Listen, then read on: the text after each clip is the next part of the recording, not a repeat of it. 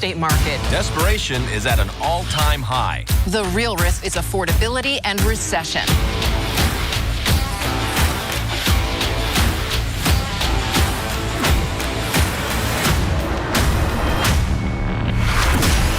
Real Estate Reality Check starts now.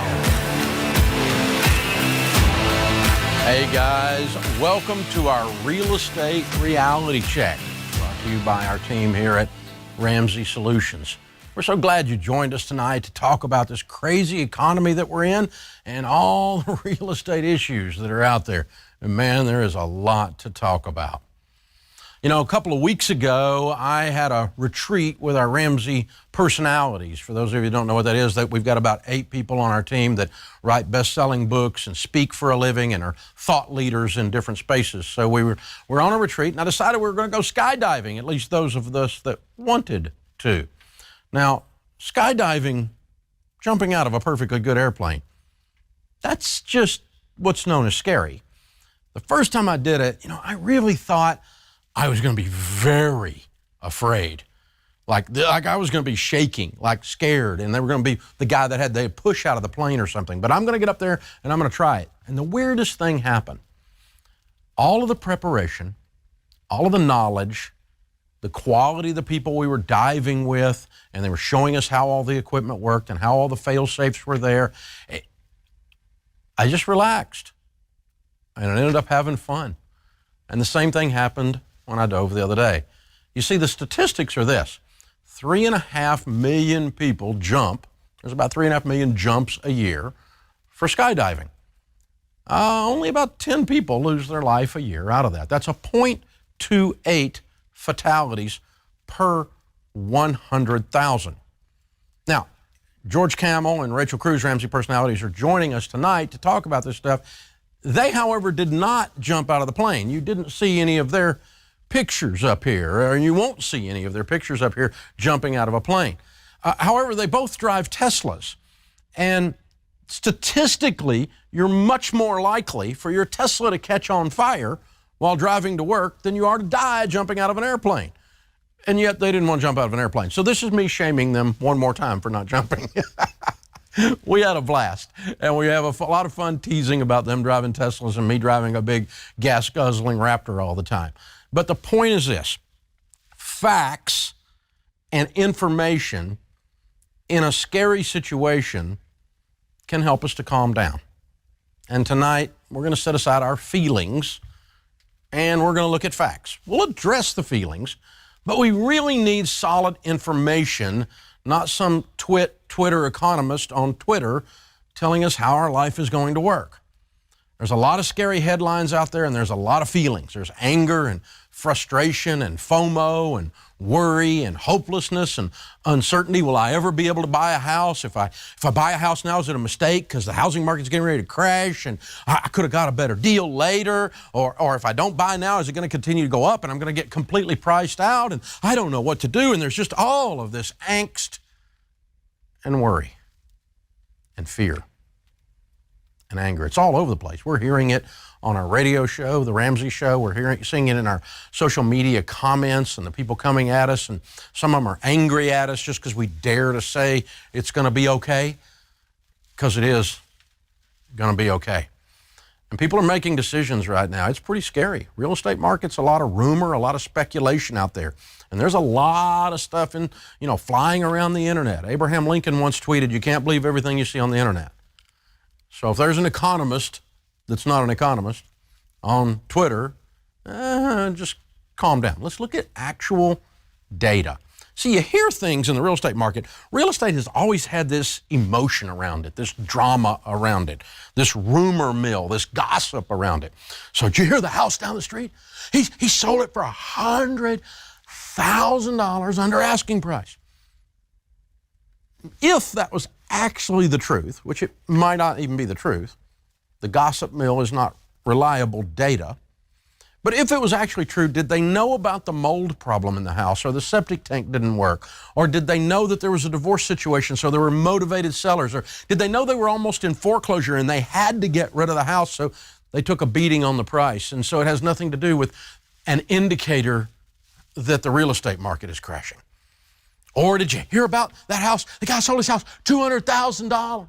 Over asking, over appraisal, with no appraisal and no inspection. Did you hear about that? Well, that might be true, but that's not an indication of actual value. That's an indication of someone moving into that market that had a lot of money, was in a hurry, and got freaked out and overpaid for a house. You can't take those things as economic indicators. It's a bad idea. When we don't have facts, we make up stories in our brain. We add drama. If your teenager is out on a date and isn't home by curfew, well, they must be dead in a ditch somewhere. When the reality is they're over there making out with their boyfriend or girlfriend. Hey, don't allow crazy headlines and drama and talking heads to affect your long-term money goals. We know that hope deferred makes the heart sick, but when desire comes, it is the tree of life. And hope comes, one of the things that gives me hope or gives you hope is perspective. When we can look at data, that gives us hope. When we can look at, or maybe not, but when we can see things in their light of time, we can zoom back and see things the way they really are, then the distortions of the drama are pushed away. The classic on the internet today is the fishing photos. You know, we get these great guys, they bring up their fish and look at the size of this trout. That trout must be 300 pounds. There are no 300-pound trouts. Let me tell you how you do this, by the way. There's a little trick to it, okay? You hide your hands, because your hands will show the actual scale of the fish. You hold the fish out from you, so that throws the thing, and then you fill up the whole frame with the fish, and you use a wide-angled lens. So this is actually a normal trout.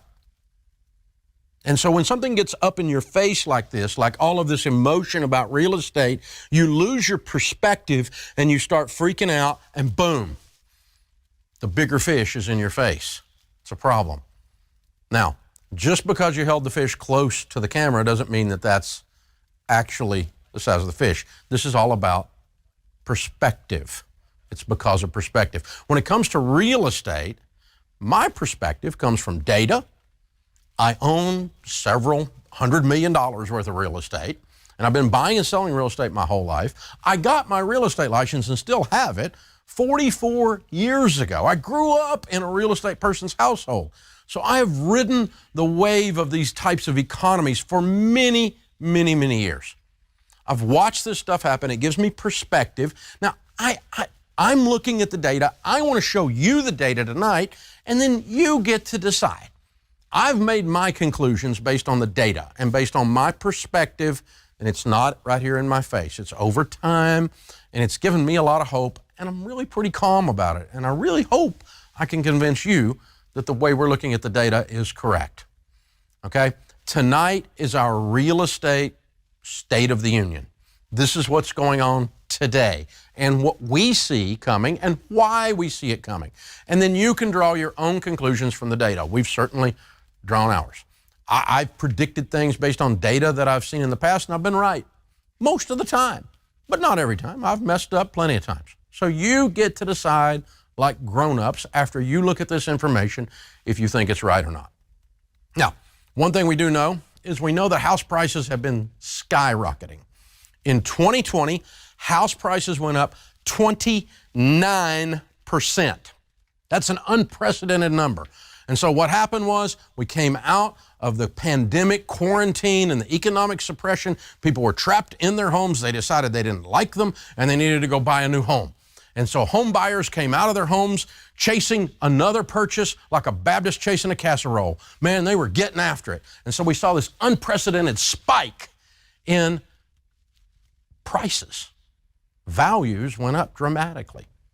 In 2021, it continued, but not as much, up 18%. We're projected not 29 or 18 in 2022. We're projected to be 8% this year, and they're projecting, all the economists that are looking at this, a 3 to a 4% increase next year. Now, 3 to 4 to 5%, somewhere in there, is the average increase in real estate prices, residential single-family homes, for the last 50 years. Really even longer than that.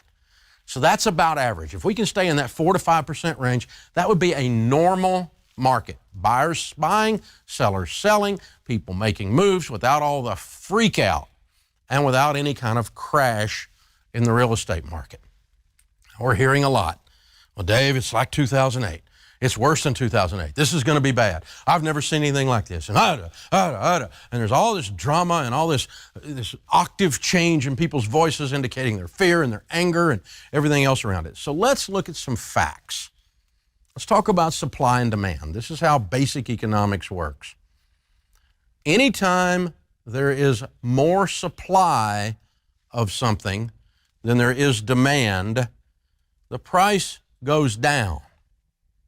Anytime there is more demand than supply, a lot of buyers chasing few goods, the prices go up. If there's a toilet paper shortage, remember that one? Prices will spike up. What's driving our prices at the pump up now is there's a shortage of oil. I mean, we can argue about that, but it appears that the spigot has been turned off by Washington. There's a shortage of oil. You want prices to come back down on oil and gas? It's pretty simple. Flood the market with lots of oil and gas. Pump everywhere, right? And you get lots of gas out there, prices will come back down at the pump. It's a pretty simple formula. Real estate is for sure a supply-demand price. Pricing in real estate, one thing drives house prices at the end of the day: supply-demand.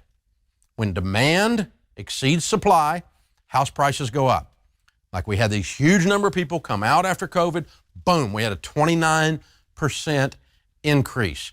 In order for prices to go down, supply has to exceed demand. And real estate, well, we've had a shortage of homes for about the last 2 decades. That's pretty crazy. And because of low supply, high demand, people have been willing to pay a lot of money for stuff.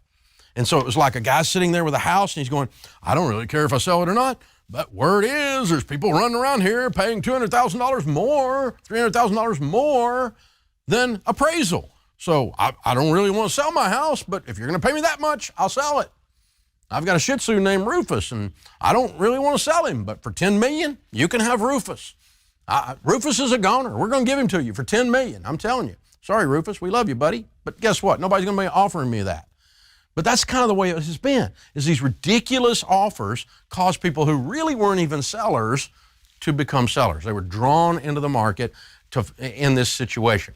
Now, let's look at supply demand. Let's look at the actual data, and this is the data I want you to pay attention to so you can decide now where you want to go from this. All right? Now, current supply is about half of what it was in 2007. Dave, it's just like 2007. It's just like 2008. The market's going to crash. It's too high. It's too high. It's going to go down. Well, there's 3 million houses, almost 4 million houses for sale in 2007, and there's about 800,000 for sale right now. So our current supply is approximately 1/4 of what it was in 2007. Building starts also in 2006 were about 2.1 million. And this year, they're going to be about 1.38 million, about 1.4 million. So about half, a little more than half on that. So used housing, guess what? New housing. And new housing got totally disrupted, right, with all the supply chain stuff. The factory shut down with the COVID suppression, the economic suppression associated with quarantine, and we didn't have lumber. And so lumber prices went crazy. Now, lumber prices on new housing have averaged in about the mid-600s for a long time, for decades, right? So $600 per board foot, right? And guess what? Because we didn't have any lumber, because the lumber factories weren't making lumber, there was a shortage, no supply, lots of demand. Price goes up threefold, $1,700 per board foot, comes down, comes back up to $1,500, and now it is leveled off, and appears to be that production has caught up coming out of the factories, and the lumber crisis, the inflation caused by lumber prices, the messed up supply chain caused by lumber shortages, seems to be rolling out, smoothing out, and be over. But this has affected the building starts as well. Can't get labor, can't get materials, can't get houses out of the ground, so we've got a shortage of new houses. We've got a shortage of used houses. And guess what? There's been no foreclosures. Yeah, look at the foreclosures. You know, they shot way up in 2007, 2008, but go over here to COVID. Look what happened. Zoop, no foreclosures. There was a moratorium on foreclosures. None. The government stopped it, and then the banks extended, by their own decision, another year. We have about 2 years that major banks have taken almost no houses, and those people are sitting there paying no payments.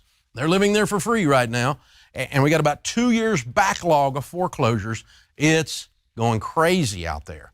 Okay, so we're going to see all of those foreclosures come back into the market, but it's still not going to provide enough inventory to where we don't have this dramatic shortage. Now, we've got a dramatic shortage, not enough supply. And remember, supply has to exceed demand for prices to go down. Now, let's look at demand. Is demand going down? Well, one of the things we know is that the millennials have come of age. In 2007, 2008, the people in their mid-30s were Gen Xers.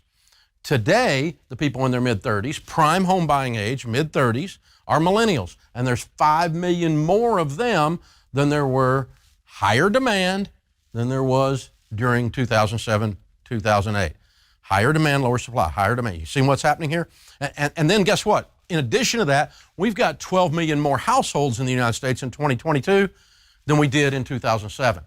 Today, we're looking at 128 million households. Back then, we had 116 million, difference 12 million. So we've got that many more people that have set up house that need a house. 5 million of them are millennials. And so this is what's going on. We're seeing this pressure on demand. Add to that in 2007, 2008, we almost had zero institutional investors in the market buying up houses. Today, we've got these big conglomerates buying single-family homes like crazy. Last year, according to Forbes, they bought 28% of the houses that were for sale in America. And these are institutional investors taking these houses off the market. These are the top 10 cities where they were doing this stuff, where the investors are going in and buying. And this is Q1 of 2021 to Q1 now. All right, so Atlanta, Jacksonville, Vegas, Orlando, Nashville, Columbus, Ohio, big time. That's the percentage of homes selling just to investors, meaning what's left over is for everybody else, and we already had a shortage. So this is driving demand as well. Now, we've got some cities that the investors are not interested in. These are the worst cities in America as far as the investors are concerned because they're the lowest investor rate. And so if you look down here, Chicago, Minneapolis, Portland, Seattle, you're starting to see cities that have high taxes, cities that had archaic, crazy COVID freedoms taken away, and you're seeing cities that have a lot of violence in them and a lot of out-of-control law and order issues. And so the investors are shying away from those cities because of the environment in those cities politically. And they're going crazy over here in these Sunbelt cities where those things are not happening. So we've got higher interest rates, we got high prices at the pump, high prices in the grocery store, and those things are all pinching most people's budgets. And most people already just barely had enough room in their budget to go buy that house that they wanted to do. And so they're feeling this, and that's where all this fear is coming from. I feel like I can't get that house. And I'm making a little more money, and I've got some things going, but not enough to offset everything. And it just feels tight. It feels kind of scary.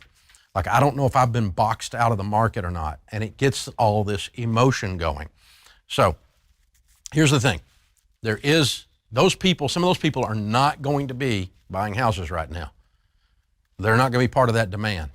But those numbers that I just showed you represent a ton more demand than we have supply. That's why I am saying, it's a conclusion I came to, that we're not going to see crash of housing prices. We're not going to see house prices crash because the supply demand just won't allow it. There's too many buyers chasing too few houses, and that's going to hold the market. Now, we have seen the economy slow down. And I do think it's going to slow down. I don't think it's going to be as crazy white hot as it has been. I don't think we're going to continue to see these price jumps in real estate. But that's a far cry from 2008, and we're going to see this huge drop that was unprecedented. The only time in the last 100 years or so, close to 100 years, that we've seen house prices go down across the board in the United States was during 2008. And it was a different set of economic circumstances during that time. So, in summary, let's look at this. All right, supply, there's a shortage of used inventory. Remember, 3.8 versus 3.6 versus 800,000 for sale. Home starts are down. Remember, 2.1 million down to 1.38. Remember that? And foreclosures have been non-existent down. They're barely starting to come back. And then let's look at the demand against that supply. There's 5 million more millennial buyers in their mid-30s. There's 12 million more overall householders, and investors are buying 1 out of every 4 houses that are sold. All of that is a pressure against this shortage that's going to tell you that we're not going to see a crash in housing prices. This looks nothing like 2008.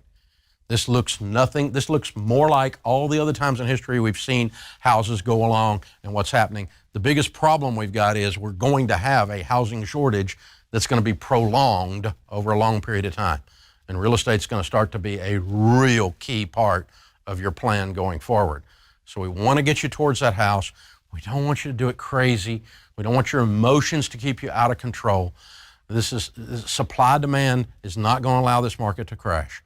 If you purchase properly, this is one of the best times in history to buy right now.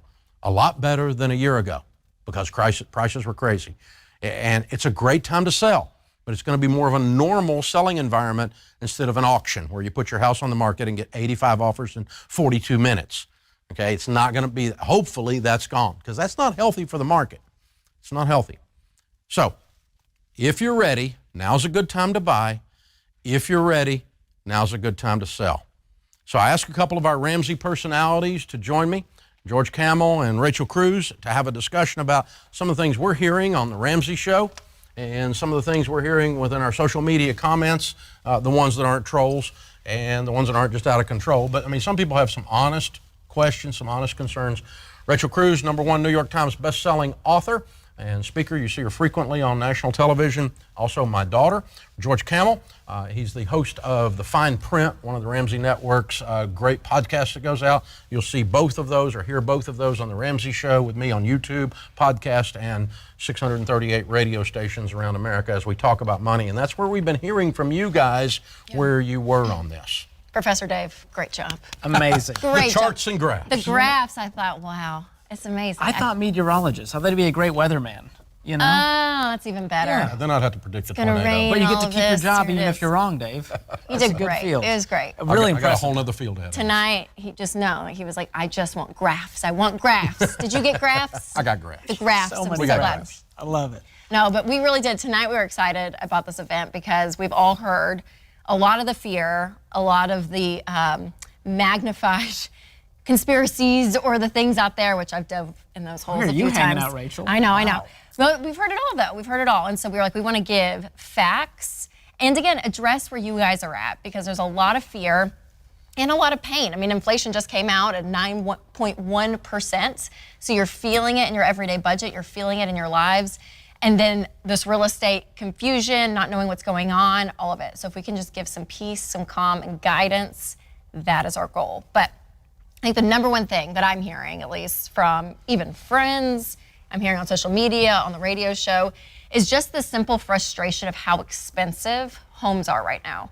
And it's like, man, what we could have bought in 2019 versus what we could buy now, it's a different game. It's a different game. And so it is very, very normal, and we don't expect anything less than the frustration of that. So us talking about that and combating the discouragement out there. So just know, we hear you, we see that, we know. But man, there is a different way. There's a way to still buy a home. There's a way to be smart about this and to not completely take your life. Absolutely. Yeah, as we look at these comments on social media, many of them angry. Y'all need to settle down with that. But as I see it, I go, okay, there's legitimate frustration here because the same house that was $250,000 you had your sight set on might be $350,000 or $400,000 now, and you just feel like it's a moving target and you'll never be a homeowner. And I get it. It's discouraging. You feel like you're going to need to delay your dreams. You might have to work with what we call gazelle intensity for longer than you planned. You're competing with some crazy cash offers with these California suckerfish. But I want to encourage you guys, with the market cooling down, it's actually a better time to buy because you're not having to compete. Appraisals and inspections are back. So I want to give you some encouragement that it's been better than it was the last few years for buyers out there. Well, we are seeing the market soften because of mortgage rates going up. And again, it's that some prices have gone down, but the value of the homes are staying. Continue to appreciate. Put. And what's interesting is, that now we're going back to normal is what it feels like, where you're getting an appraisal, you're getting an inspection. I mean, all of that, it feels like it's going back to normal. And if you've got that frustration right now, and that frustration is building up, catch yourself if you say things like, well, what goes up must come down. That's actually not an economic principle, okay? As a matter of fact, if you look at the charts and graphs that we'll show you even a little bit later on the house prices, what goes up has never come back down. Yeah. And the other thing you got to remember is this. The thing, like I was talking to a guy, you and I were talking to a guy on our show earlier in the week, and he said, well, I mean, I bought this house for $200, just it seems like 20 minutes ago, now it's worth $500, and I just don't think it can continue to do that. Well, I mean, guys, I started selling real estate in 1978. The first house I sold was on East Ridge Drive in Antioch, Tennessee for $38,700. Today... Okay, now you sound old. I know I am old, but I mean, the point is, that $38,000 house today would sell for $400,000. Yeah. And the fact that it went to $200,000 didn't mean it had to come back down. Right. Just because it's uncomfortably large emotionally to you does not mean it's going to come down. That's fair. I know, but it feels unstable though because it went up so fast. It feels though the feeling. Well, because it's something you're not used to. Yes. But if you look at the data over time, it's always gone up. Yes. And there's no indication because prices went up that they have to come down. I know. That's not a principle. And in so much of this, feelings take over. So whether it is the frustration or the discouragement, and that's when people make bad decisions financially, is when you're making it out of that fear and out of that discouragement. So pumping the brakes and even plugging in, honestly, to the emotion of just contentment, which I know is so hard when you're frustrated, but there is something to be said about our standard of living in America today, where we're at and what we expect and what we want and all of it. It's changed, right? What you wanted 36 months ago to what you can have now, it's changed. And so what does it look like to really grieve? Dr. John Deloney talks about this, grieving the picture of what you had. I had this picture of what our next home was gonna be.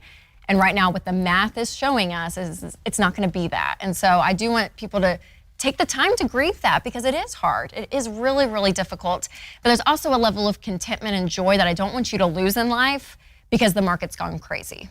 Yeah, there's FOMO, and then there's what I call JOMO, the joy of missing out. Because you're not gonna be broke in a home because you had to get in because you felt pressure from family. And a lot of people, you know, we're on Instagram and we're watching HGTV, and it feels like, well, it's our American right to be a homeowner and have a beautiful home, and it's not right to throw away money on rent because renting is a sin. And when you sit back and go, my life's pretty great overall. You know, we live in the greatest country with so much opportunity, and the U.S. economy is very strong. It will continue to be over time. And when you can just pause and go, I'm gonna get there, but right now I need to focus on what I can control, which is my money and my life. I know, but it is hard because I'm like, there was an Instagram reel sound that went around and it was like, can we just normalize normal homes? Like there are normal homes out there that are not this like perfect black and white, everything matches all the time, you know? So there is something to be said of like, okay, what is our expectation of what things have been sold to us though? But seriously, I'm like, we grew up in a generation though. It's okay to say, I can't afford it. I mean, I grew up over there. But what's hard is when you could have afforded it. I grew up over there on the other side of the tracks, and the people in this neighborhood were rich people, where we're standing right now, and we used to say, we can't afford to live over there, because mathematically, we couldn't afford to live over there. And so we had to do something different from our life, with our life, if we wanted to live over there. It wasn't because we couldn't move over there, they didn't get to pick those houses up and move them over to us. It didn't work that way. Right. And so there's a reality to, I can't afford it. But the problem is, once you test drove a Bentley, a Chevy's hard to buy. It's hard. I mean, what about test driving a Tesla, Dave? I might An catch old on fire. electric I'm car. trying to do that. No, you won't. No, we looked up Based data. on- We based need on- our own graph here in a second to stick up for the fact that we didn't jump out of an airplane. Based on Dave's logic, we are more courageous and brave for driving in our Tesla than Dave is for jumping out of a That's plane. exactly right. We're That's risk true. takers. We're actually braver That's than true. you. You all How do you feel are about risky. that? You're just a couple of gamblers. That's We are. what it We is. are crazy. We are There's crazy. a lot of truth to what you're saying, and to reset those expectations and go, I can't have that single-family home in that pristine neighborhood. I might need to get that condo right now, Or I can't have because it that's now. what we can afford. Well, it's the timeline. No doesn't mean no. No means not now. Yeah, and it's the location, right? If you drive 20 minutes one way or the other. But again, it's that idea that what it was may not be reality now. Godliness with contentment Is great gain. is great gain. You gain so much, and you make wise decisions when you are content and you're steady and you're looking at all of the facts. And that's really, really key. And that's not happening right now, though. If you It's let just all not. that build up and you go buy too much house, you're going to set yourself back a decade. Yeah. Because people that are house poor, meaning their house payment takes up a large percentage of the budget, because all of this emotion drove that decision, you're trapping yourself and you're going to set yourself back. See, if you're 35 years old or 34 years old, this is your first rough economy. I mean, not counting the COVID shutdown, which was kind of this quarantine thing, but I'm talking about where there's inflation, recession, high interest rates, real estate prices, all these negative things that are in the news right now. If you're 34 years old, this is your first grown-up bad economy. And it's not to put you down for being young, but if that's you and you're watching this, or it's your kids and you're watching this, your grown kids, this is the first time they've experienced those emotions. Yeah. For the millennials, it's the first time some of them have experienced these emotions. They've never really faced this before. Yeah. And so you don't know what we know that have been through about 3 or 4 of these, that it's going to be okay. This too shall pass. But right now, you just look at it with the fish up here, Yeah. it sucks pretty bad. Yeah, because it's like this price of the home is Yeah. so much Well, more than part of what it this- was. Part of this is rent has gone crazy high too, and so everyone's going, well, why should I rent when I can just put that Same money old argument. towards a Yes. mortgage? Yes. That's the same And argument so- for 30 years. But they're not equivalent No, to they're say not. that renting and home ownership, it's the same number, I should just jump into a home. Right, it's very expensive to own a home. There's so much that goes in with it. Yeah, absolutely. Okay. It's okay to rent, not a sin. Just want to put that out there. Yes, To that's be a great content point. if you're renting. I know it's not fun. For a period of time, not for a lifetime. But No, until you or can don't. get squared around. Yeah, absolutely. So that's one thing that we're hearing a lot of is just the frustration of where the market is, and that it's frustrating. Something else we're hearing a ton is the word recession, and we're looking at Q2, closed in June, so we're going to know here in the next week or two, or even sooner, if we are technically in a recession. And so that word is a fear-based word. People say there's certain words around money that when you say it, it's like, that sounds terrible and sounds bad, and what's going to happen? And so actually this was the Instagram post that kind of blew up, because we did one together, and I was like, okay, what happens to the housing market during the recession? And you were like, you explained it, and people did not like your answer. So let's let people not like you again here in a moment. That's what I'm here for. That's what I'm here for. It's my gift. But yeah. Explain a recession the and reason what happens in the housing market. People didn't like my answer because they're wanting to see a house price crash, some of Yes, them. yes. And you're not going to see that. And if you don't like that, then you can decide for yourself about this Yeah. stuff. So you can be mad at me, but I didn't do it. I mean, it's just, this is analysis of data. Okay, what a recession is, and by the way, let's just talk about what it is. It's measure of the goods and services sold in America. So all the total of all the goods and services sold, the size of the economy in America, is measured by gross domestic product, the GDP. When the GDP gets smaller 2 consecutive quarters, that's called a recession. Now last quarter, it dropped a little over 1%. So it shrunk a little bit. And most of us watching it felt like with the Fed coming in and raising interest rates and some of the other things that were slowing the economy down, slowing the metabolism of the economy down, that the goods and services would shrink yet again, and so we would have 2 quarters in a row that it shrunk. If you have 2 quarters in a row, it's a recession. Now, if it shrinks 1.5% and 1.25%, this is not a deep recession. This is a rainstorm. This is not a hurricane, okay?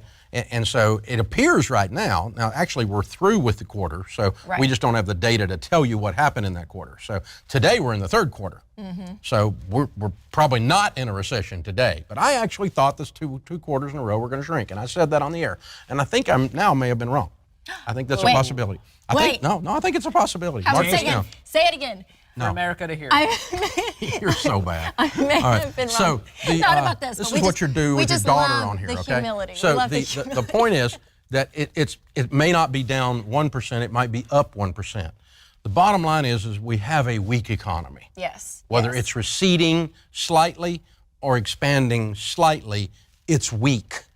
But recession has never, there's no data, there's no graph you can find that due to recession, house prices went down. Not one time. 2008? Nope. 2008, house prices went down, and then there was a recession. That's what caused part of it, right? It caused a recession, but the recession didn't cause the house prices to go down. Yes. What we had was a whole bunch of broke people bought houses, and they sold those mortgages with hedge funds and in securitized, in mortgage-backed securities, MBSs, and boom, they crashed the economy because broke people quit paying their bills because they were making bad loans out there. And that was the cause of 2008, and then that caused a recession. Right. The recession didn't cause it. So no other time can you find recession and then house prices go down, because you can't find another time when house prices went down. Yeah, except during this time. Which is just fascinating, though, because I think people think all of this is so correlated, right? That it all, because it is and it isn't. Because a recession, one of the biggest factors that usually it causes, right, is the job market. Right. And then what's weird about this is that the job reports just came out and it's looking good. Like, you're like, oh my gosh. So it's just a very interesting bowl that we're dealing with economically is what it feels like. There's a lot of negative news, and some of it is kind of propping each other up. Yeah. Yeah. And so like the job thing is crazy because the labor market has been disrupted, and now that's pushing back and holding the recession back. Yes. You know, and so, but it's about, you know, if you had enough people get laid off, if you had a deep hurricane recession and enough people lost their jobs, then you could see demand for housing go down. Right. Over a long period of time. And if it actually fell below supply long enough, you would see house prices or values come down. Yep. But we've never actually seen that happen. Yeah. Ever. Which is wild. It's never happened once. So the recession obviously is a big topic, and then we also hear about mortgage rates. Oh, yeah. Because they've risen. About doubled. Yes. And so I just checked the rates right before we went live. Freddie Mac, 30-year fixed rate mortgages right now about 5.5%. 15-year fixed rate are about 4 3/4.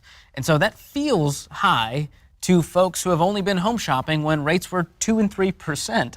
But historically, that's rates that were about around the 2000s. And interest rates do not cause home prices to go up or down. There's just not a direct relationship there. As a matter of fact, I mean, we go back to the dinosaur ages when you want to pick on me again, but I mean, we'll go back there when the dinosaurs roamed the earth. But I got my real estate license, as I said, in 1978. So I was selling real estate. In 1978, the rates went from 9 3/4 to 10%. It was the first time we saw interest rates go above 10% was in 1978, in modern history anyway, for homes. And they, under the Carter administration, they went on all the way up to 18% in 1981. And so I was selling houses as a young guy at 18% interest rate. The interesting thing was we were selling houses, not many of them.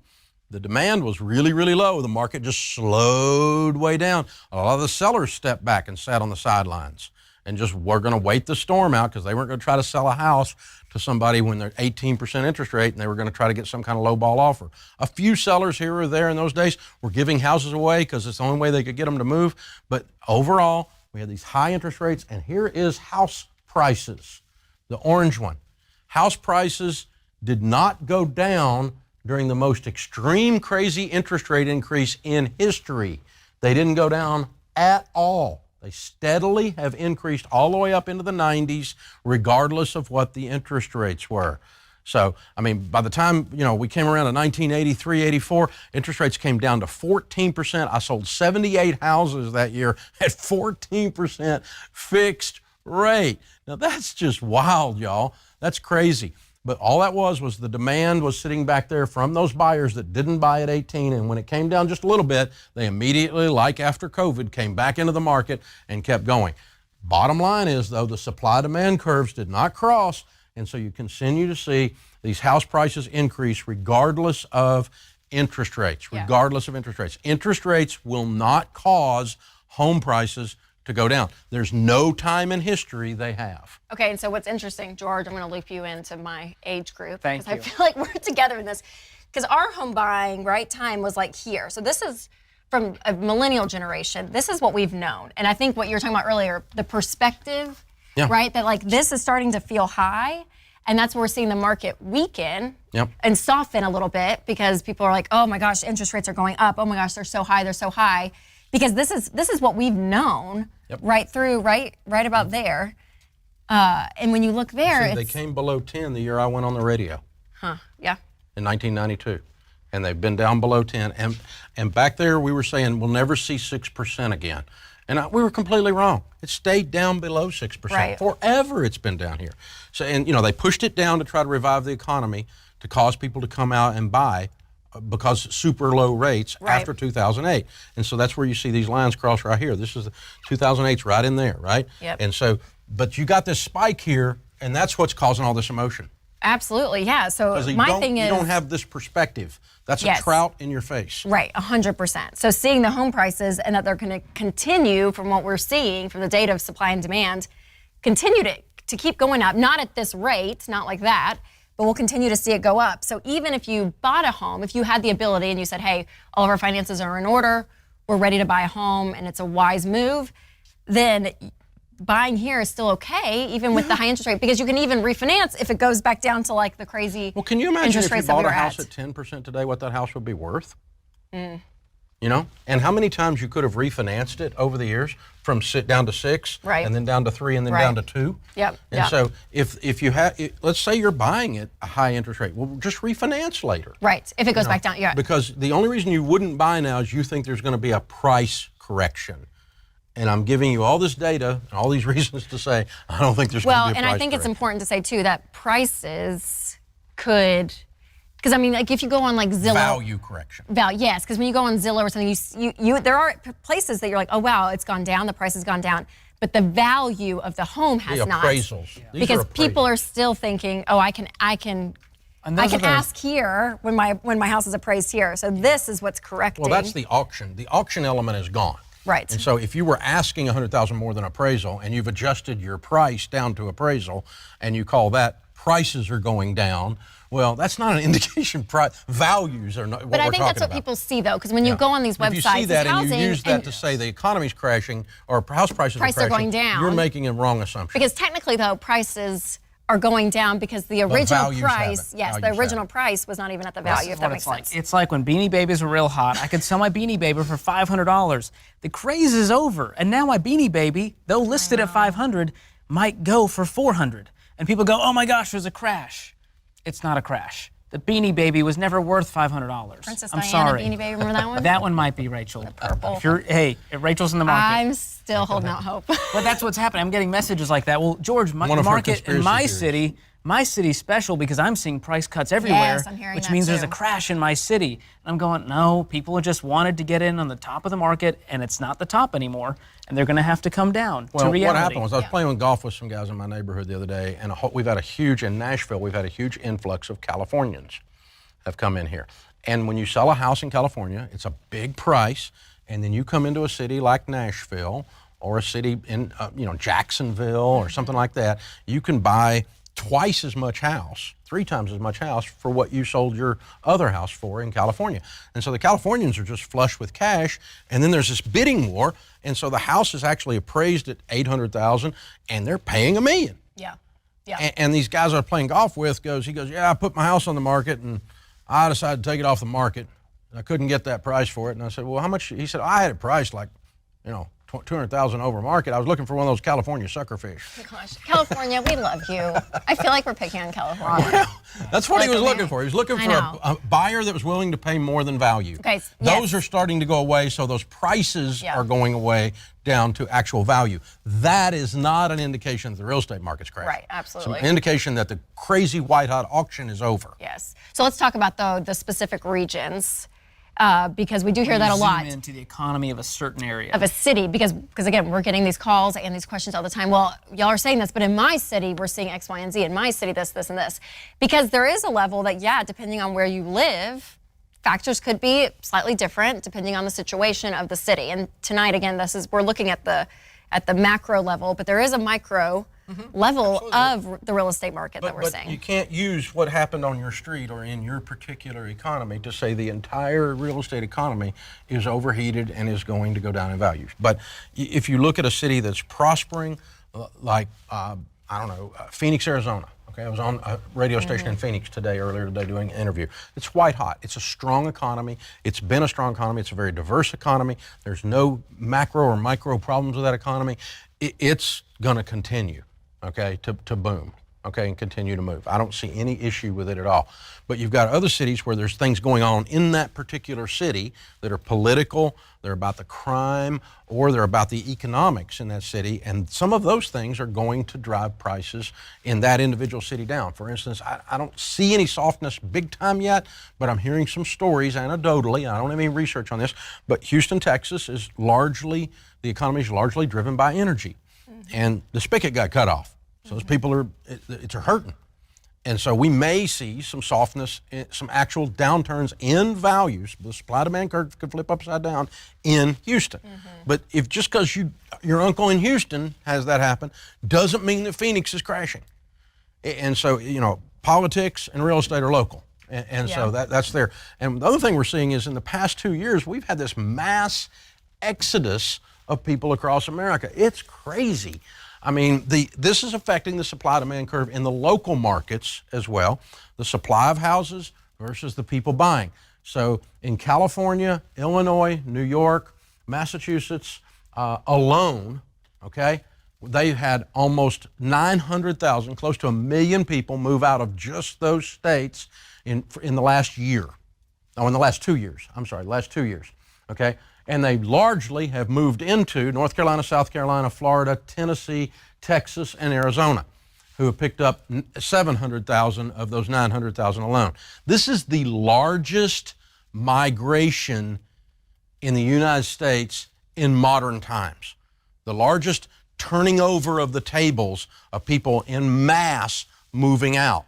And they're moving out of the political environment, they're moving out of the tax environment, they're moving out of the violence, they're moving out of whatever it is they're running from in these states that isn't working, and they're running to low tax states, and they're running to states that didn't have archaic, over the top, taking away of your freedoms during COVID. And so people noticed that and they said, I'm not living here anymore, and they moved. This is the largest migration in recent history, in modern times. We haven't seen anything like this since the Dust Bowl.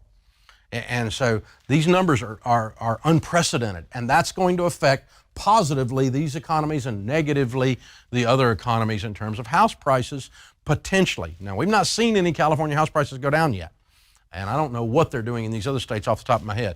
But again, you've got this exodus. It's the first time in recorded history that California got smaller in population. It's the first time it's happened. Yeah. So this is very real, and it affects economics. Well, what's interesting too is a lot of these states, like you think about a Chicago, you think about a New York, California, even Massachusetts, it's expensive to live there. So like you were saying earlier, some of it's cost of living. They're taking this money of a house that they sold there, and they're coming to a Texas, they're coming to a Tennessee, where they can buy such of a bigger property. And the interesting thing is that there seems to be a waning in this. It's just about over. Yeah. And so again, we're going to see, my buddy trying to sell a house to a California suckerfish. He couldn't find one. But half the houses sold around there were to California people. We've got a whole bunch of new folks, new neighbors and friends from California here in Tennessee. We welcome you.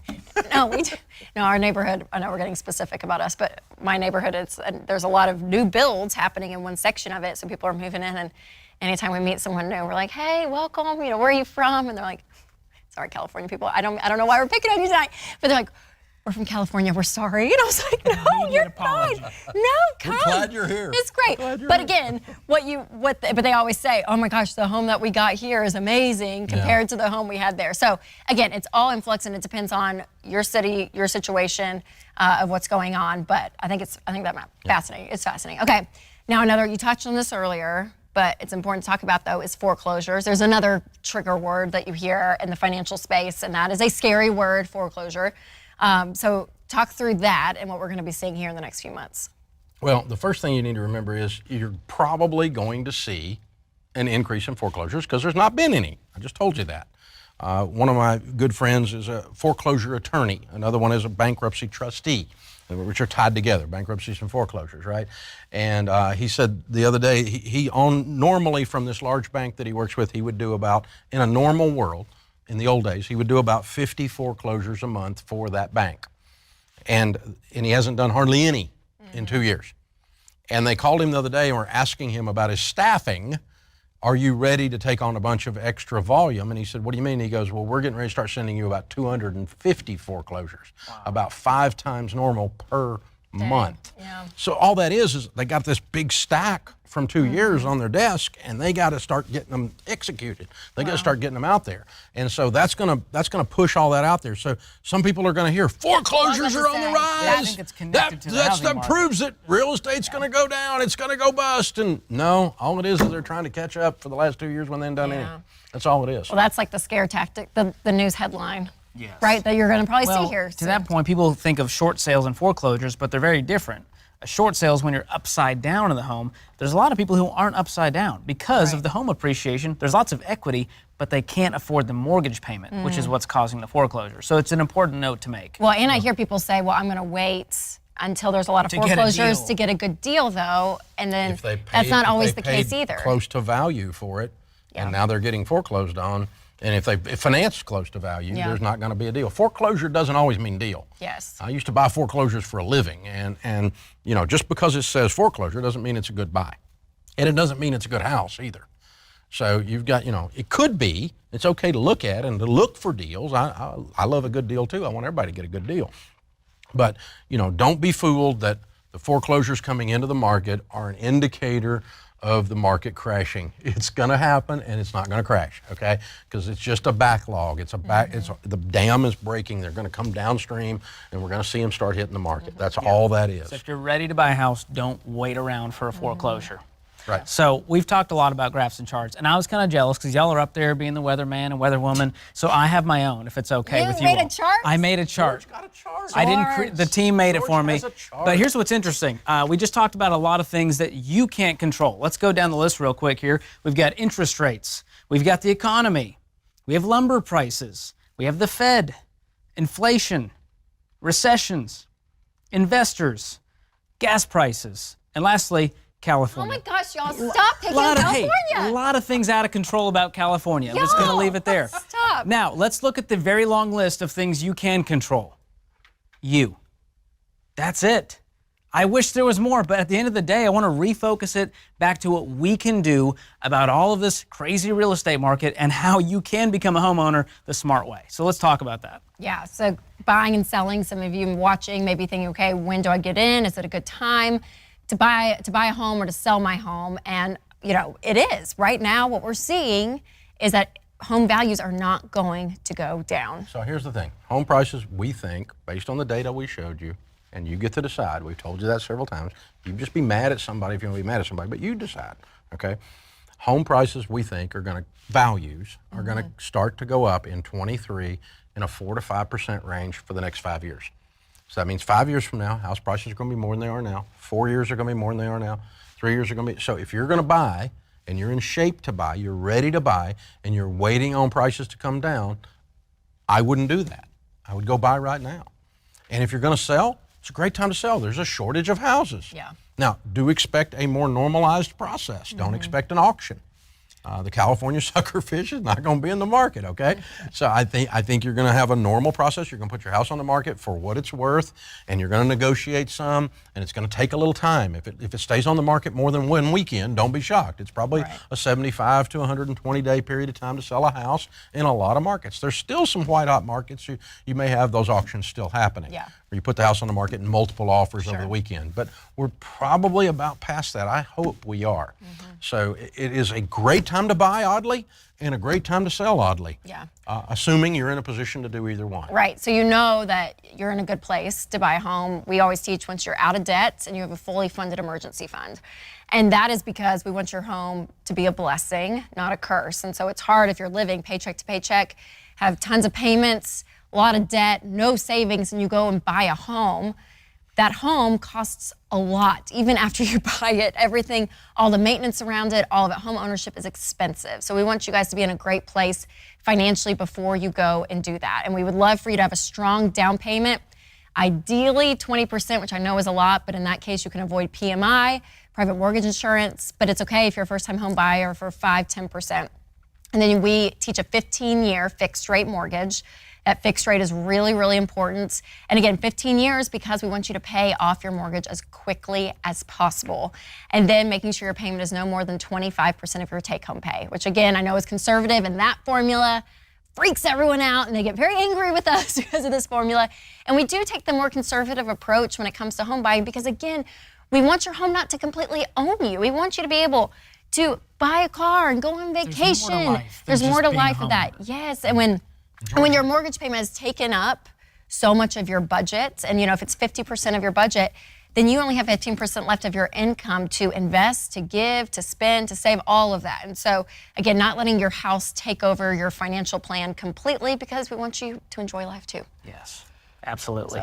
And we found in our millionaire study that the millionaires, we look back at the data and it goes, oh, they all paid off their homes early. They didn't in the last sit 3 around minutes for 30 we've years. got, before we run out of time, we've got some don'ts. Yeah, so Rachel covered the do's when it comes to buying a house. Here's some don'ts. Don't buy too much house. Use wisdom and facts, not your feelings, to make this decision. It might mean scaling back on the house, going to a different area, doing a condo or townhome. I'm okay with that. Don't do a dumb mortgage type. Rachel talked about the 15-year fixed. That's the only one you should be doing. There's a lot of variable rate, ARMs, FHA, VA, tons of fees in there. Don't do these types of mortgages. Again, don't skip inspection and appraisals. Luckily, that's more normalized now to do those. Don't skip that because you've got a bad foundation or a bad roof. That's going to cost you big time. And lastly, don't sit on the sidelines if you are ready to buy financially. Now's the time. So when you're selling a house, again, right now is a great time to sell because there's a shortage. And Georgia, we got some do's if you're going to sell a house. Absolutely. So Rachel talked about getting a good agent on the buy side. You need a great agent on the sell side as well. A good agent isn't going to allow you to go underprice the market. They're going to help you navigate all of this, do the comps, stage the house, get good photos, get the inspection, get the appraisal, and help you adjust your expectations. And don't have a relative sell your house or your friend who just got his license or your mother's friend on Facebook who just got her license. Oh my goodness gracious. This is your largest asset. You need a professional real estate agent that does a lot of transactions and hasn't done two. Uncle Larry doesn't need to sell your house. Uncle Larry doesn't need to help you find a house. I'm sorry, Larry. We're not here to help you, okay? Is Larry from California? Yeah, I don't know where Larry's from, but poor Larry. But yeah, it's just a problem. And so you really need a professional that has done a lot of transactions. The kind of economy we're in, it's not amateur hour. Yeah. And we've got a team of real estate pros that are in your area. Our team vets them here at Ramsey Solutions. They're Ramsey trusted, and you can find those on our website if you're looking for a good one. And George, you ran into this the other day with an agent. Oh my goodness. Yeah, this home got listed in our neighborhood and I'm looking at it going, what are these janky photos? They're trying to sell for $800,000. Looks like it was taken on a Nikon Coolpix. I go to the description, it says agent related to the seller. And I went, and it shows. Uncle Larry was out there. Did a terrible job with the pictures. So oh my goodness. You gotta work with a pro. It can severely affect how much you get for your house. So if you're a seller, don't get desperate. Understand that it's going to take a little time and set your house at the proper price and go through the normal marketing procedure with a good agent. So you guys, I hope this has helped. I hope it's helped you, come with facts, with data, making your decisions, your best financial decisions are going to be with a lot of peace and a lot of facts versus just feelings and emotion. So again, my hope for tonight is that we've inserted some hope, that you've been able to see, okay, I can do this, or my home buying process, it may look a little bit different, but it is still possible over a course of time, and that again, the world is not ending. We have a lot of confidence in that, and that it's gonna be okay. Yeah, and for people who are wondering, okay, you said there's one thing I can control, and that's me. And that starts with doing a budget, paying attention to what you're doing with the income that you have coming in. It might mean getting more income. It might mean shaving some things off, but you gotta do a budget to even figure that out. We've got a great app called Every Dollar. You can start your budget for free and do that to figure out how much house can I afford? What are some things we can shave off in order to afford that house one day? So the bottom line is this. If you pan back from the fish, he's just a fish. He's not a monster. And life is not a snapshot. It is a film strip. And so what we're seeing is 1 or 2 frames in the film strip, and don't let the scariness of that moment in the film cause you to do something desperate or silly or greedy or out of control. What Rachel said earlier is right. Godliness with contentment is great gain. And what we're trying to do tonight is to help you with your vision. Where there is no vision, the people perish. And so if you can pan back and say, gosh, look back there at 1982 when rates were 18. Look at this spike here. Look at how there's no correlation in these numbers. Look at these supply numbers and these demand numbers. If that data, along with just a spirit of peace, can help you guys, then we've done what we wanted to do tonight. Thank you so much for being with us.